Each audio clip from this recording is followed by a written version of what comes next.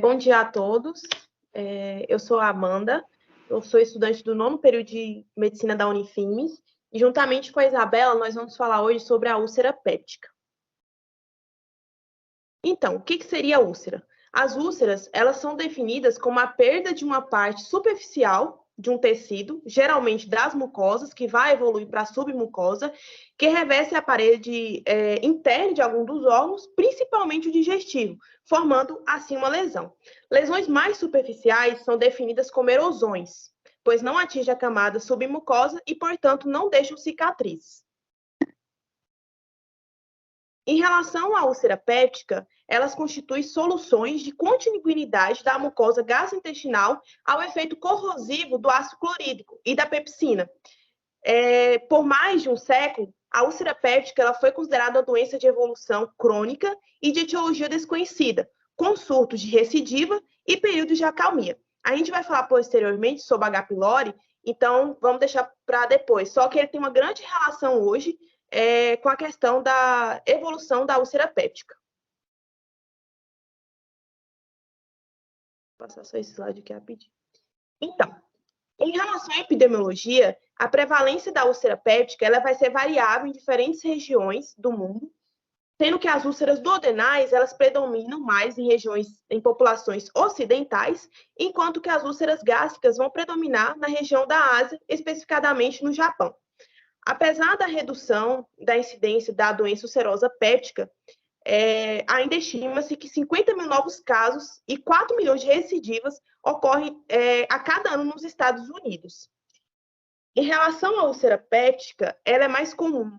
A forma mais predominante é 5 vezes mais comum a úlcera duodenal, sendo que em 95% dos casos vai estar na primeira porção do duodeno e incide na faixa etária de 30 a 55 anos de idade.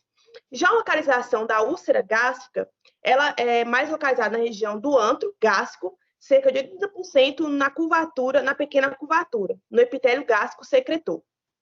De modo geral, essas úlceras elas vão ser mais frequentes no sexo masculino.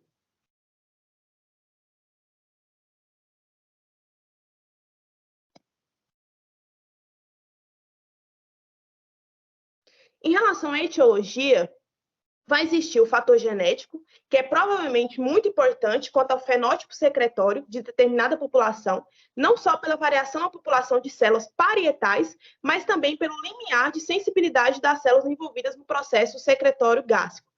Como, por exemplo, a gente tem as células que vão produzir o ácido, que é a célula G. Ela vai produzir a gastrina. Essa gastrina ela vai induzir as células parietais, que estão no fundo e no corpo gástrico, a secretarem o ácido.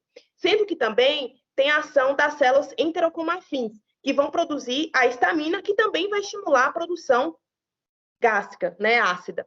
Quando a gente fala de um inibitor, a gente tem a somatostatina, que vai inibir as células gástricas, né, a célula G, a produzirem a gastrina. Já em fatores ambientais, os dois principais, a gente tem os anti-inflamatórios, que são os AINES, né, não esteroidais, e a questão da H. pylori, que é uma bactéria gram-negativa e que ela frequentemente é mais encontrada na região da mucosa gástrica, vai ser falado posteriormente.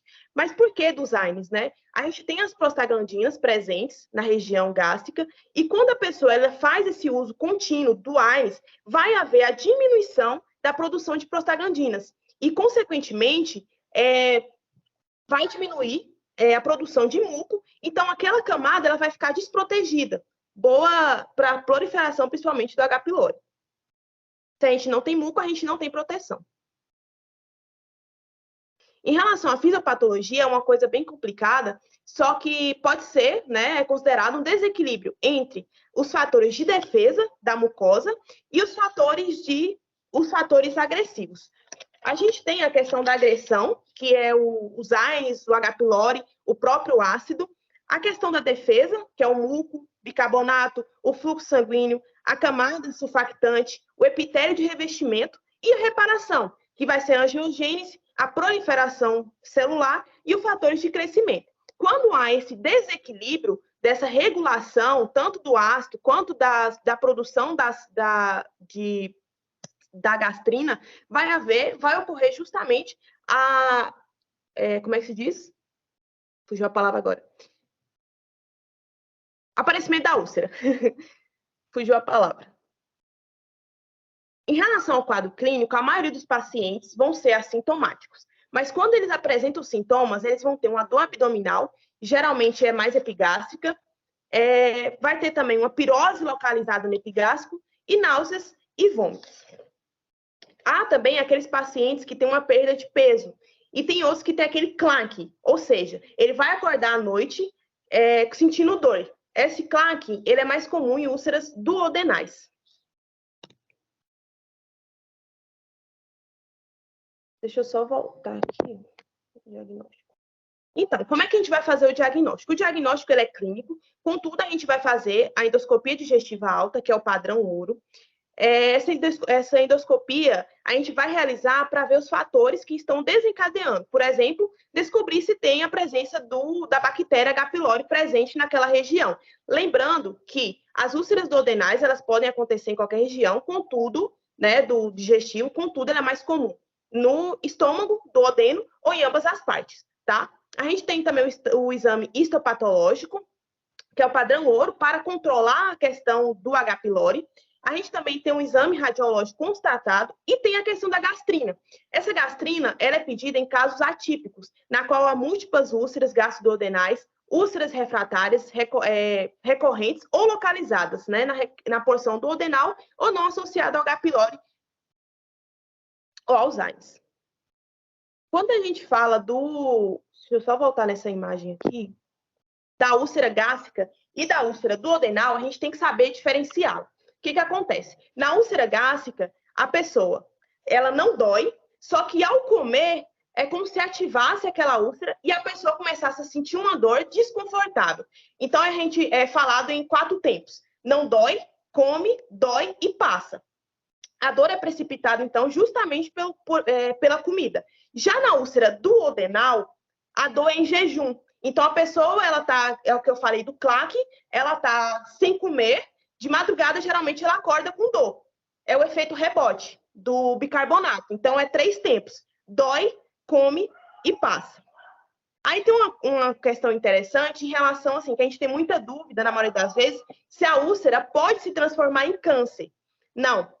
O que acontece? Quando a gente faz a biópsia, porque quando a gente pede, até a questão do diagnóstico, quando a gente pede para fazer o EDA, né, que seria endoscopia digestiva alta, na úlcera gástrica a gente vai fazer a biópsia da úlcera, né, para descartar a questão do câncer, e já na úlcera duodenal a gente vai pedir apenas a pesquisa do H. pylori. Então, caso essa úlcera nem tem como, de uma úlcera, ela se tornar um câncer. O que pode acontecer é já ser um câncer e aí está na dúvida se é uma úlcera ou um câncer gástrico. A gente tem que lembrar também, é uma questão importante, eu não coloquei um quadro aqui, mas é a questão da classificação de Johnson. Na imagem aqui para mim está pequeno, porque eu estou pelo celular, mas quando a gente fala da classificação de Johnson, a gente tem do 1 ao 4. Quando a gente fala do 1, essa úlcera está localizada na pequena curvatura, que é a parte lá de cima, não sei se dão para ver daí, do estômago, e vai ser uma úlcera com hipocloridria, ou seja, aumento da questão do pH. Já quando a gente fala do 2, ela está presente na incisura e no duodeno, aí vai ter a hipercloridria, e na 3, na região pré-pilórica, com hipercloridria também. Então, o que a gente tem que saber? Na 1, ela é hipo ou pode ser normo. Na 2 e 3, ela vai ser com hipercloridria. E já na 4, vai estar presente no corpo e no fundo. É mais rara, mas também é normo ou hipo.